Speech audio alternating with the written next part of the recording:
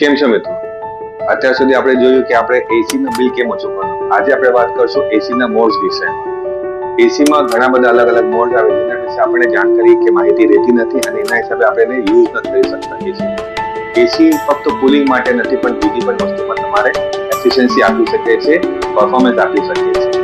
સૌથી પહેલા તો કુલિંગ એટલે ગરમીના દિવસોમાં તમે એસી ને કુલ મોડમાં યુઝ કરો તો એ તમારા માટે કુલ ઠંડક કરી આપે અને તમને ગરમીથી આરામ આપે.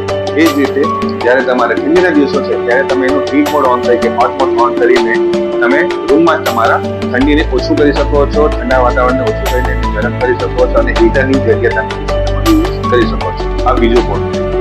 એ ઉપરાંત આવે છે ડ્રાય મોડ. જ્યારે હવામાન ભેજ વધારે થઈ જાય છે અને ભેજના લીધે પણ શરીરને બહુ તકલીફ થાય છે ત્યારે પણ તમે એસીનું ડ્રાય મોડ ઓન કરીને ભેજને કાઢી શકો છો. આ એક બીજું મોડ છે જે આપણે વાપરી શકીએ છીએ.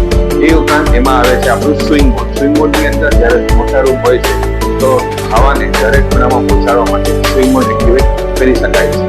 એ પછી આવે છે આપણું સ્લીપ મોડ. ખાસ કરીને રાત્રે સૂતી વખતે ઘણીવાર લોકોને એસી ઉઠીને બંધ કરવાનું કે એસીનો તાપમાન વારંવાર ચેન્જ કરવાનું એ તમને કોઈ જરૂરત નથી. તમે ફક્ત એકવાર એસીને સ્લીપ મોડ ઓન કરો અને સૂઈ જાઓ. એ પોતે જ એના હિસાબે તાપમાન વધારતો જશે જરૂરતના હિસાબે. એ તમને બીજો એક ફાયદો છે એનાથી. પ્લસ એના પછી આવે છે એઆઈ મોડ. હવે તમારે બધા મોડ્સ યાદ રાખવાની જરૂરત નથી કે અલગ અલગ ચેન્જીસ કરવાની જરૂરત નથી. તમે ખાલી એઆઈ મોડ ઓન કરો, એ એસી એની પોતાના હિસાબે ટેમ્પરેચરના હિસાબે હોટ કોલ્ડ એને જે જોઈએ એસી સેટિંગ કરી આપશે. તો આ બધા મોડના ફીચર્સ જાણવા અને